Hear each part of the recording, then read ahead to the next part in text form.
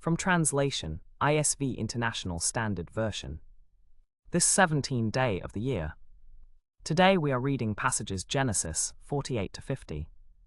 Genesis chapter 48, verses 1 to 22. After these things, someone told Joseph, "Your father is ill." So he took with him his 2 sons, Manasseh and Ephraim. When it was told to Jacob, "Your son Joseph has come to you," Israel summoned his strength and sat up in bed. Jacob said to Joseph, "God Almighty appeared to me at Luz in the land of Canaan and blessed me, and said to me, 'Behold, I will make you fruitful and multiply you, and I will make you a company of peoples, and will give this land to your offspring after you for an everlasting possession.' And now your 2 sons, who were born to you in the land of Egypt before I came to you in Egypt, are mine. Ephraim and Manasseh shall be mine, as Reuben and Simeon are mine, and the offspring that you father after them shall be yours. They shall be called by the name of their brothers in their inheritance. As for me, when I came from Paddan, Rachel died to me in the land of Canaan on the way, when there was still some distance to go to Ephrath, and I buried her there on the way to Ephrath, that is, Bethlehem. And Israel saw the sons of Joseph and said, 'Who are these?' Joseph said to his father, 'They are my sons, whom God has given me here.' And he said, 'Bring them to me, I pray you, that I may bless them.' Now the eyes of Israel were dim with age, so that he could not see. So he brought them near to him, and he kissed them and embraced them. And Israel said to Joseph, 'I did not think I would see your face. And behold, God has let me see your offspring also.' Then Joseph removed them from his knees, and he bowed with his face to the ground. And Joseph took them both, Ephraim with his right hand toward Israel's left hand, and Manasseh with his left hand toward Israel's right hand, and brought them near to him. And Israel stretched out his right hand, and laid it on the head of Ephraim, who was the younger, and his left hand on the head of Manasseh, crossing his hands, for Manasseh was the firstborn. And he blessed Joseph and said, 'The God before whom my fathers Abraham and Isaac walked, the God who has been my shepherd all my life long to this day, the angel who has redeemed me from all evil, bless the boys. And let my name be named on them, and the name of my fathers Abraham and Isaac, and let them grow into a multitude in the midst of the earth.'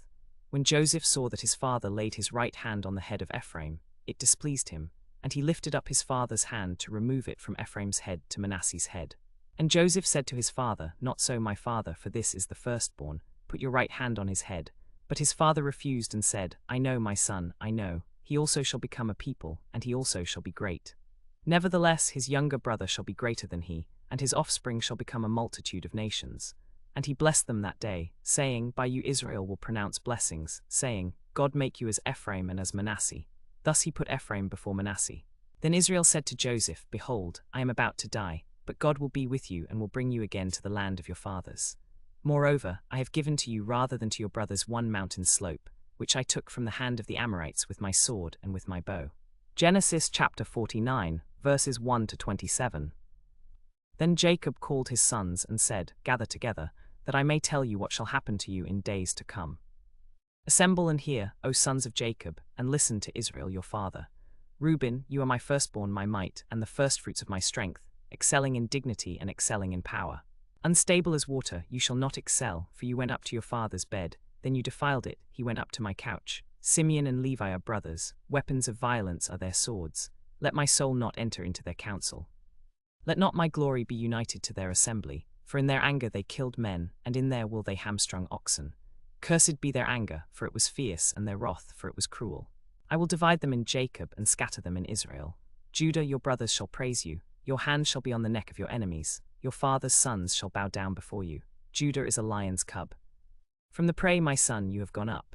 He stooped down, he crouched as a lion and as a lioness. Who dares rouse him up? The scepter shall not depart from Judah, nor the ruler's staff from between his feet, until tribute comes to him.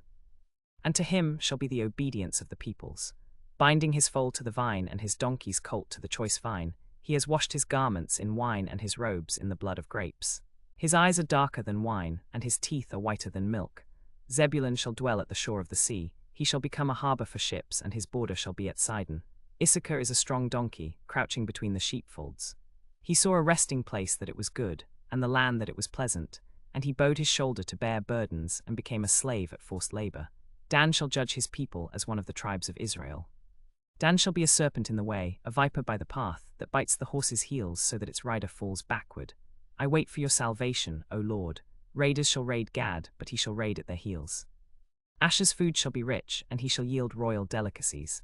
Naphtali is a doe let loose, he utters beautiful words. Joseph is a fruitful bough by a spring, his branches run over the wall.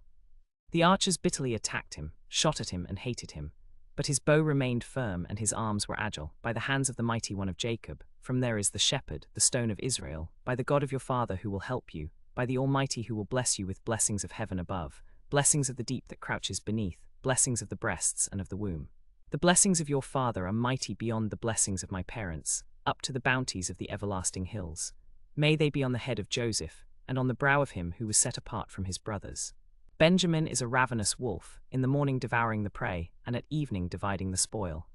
Genesis chapter 50, verses 1 to 26. Then Joseph fell on his father's face, and wept over him and kissed him.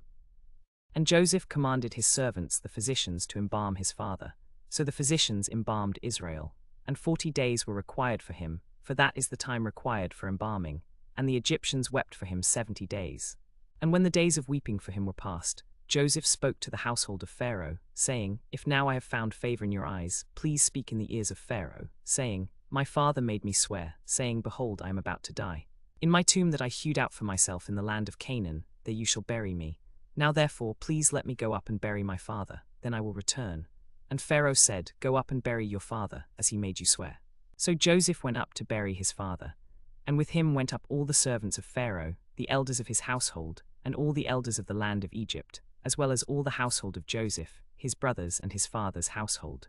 Only their little ones, their flocks, and their herds they left in the land of Goshen. And there went up with him both chariots and horsemen. It was a very great company. When they came to the threshing floor of Atad, which is beyond the Jordan, they lamented there with a very and grievous lamentation, and he made a mourning for his father 7 days. When the inhabitants of the land, the Canaanites, saw the mourning on the threshing floor of Atad, they said, This is a grievous mourning by the Egyptians. Therefore its name was called Abel Mizraim, which is beyond the Jordan. Thus his sons did for him as he had commanded them. For his sons carried him to the land of Canaan, and buried him in the cave of the field at Machpelah, which Abraham had bought along with the field, as a possession for a burying place from Ephron the Hittite, east of Mamre. And Joseph returned to Egypt, he and his brothers and all who went up with him to bury his father, after he had buried his father. When Joseph's brothers saw that their father was dead, they said, It may be that Joseph will hate us and pay us back for all the evil that we did to him. So they sent a message to Joseph, saying, Your father gave this command before he died. Say to Joseph, Please forgive the transgression of your brothers and their sin, for they did evil to you.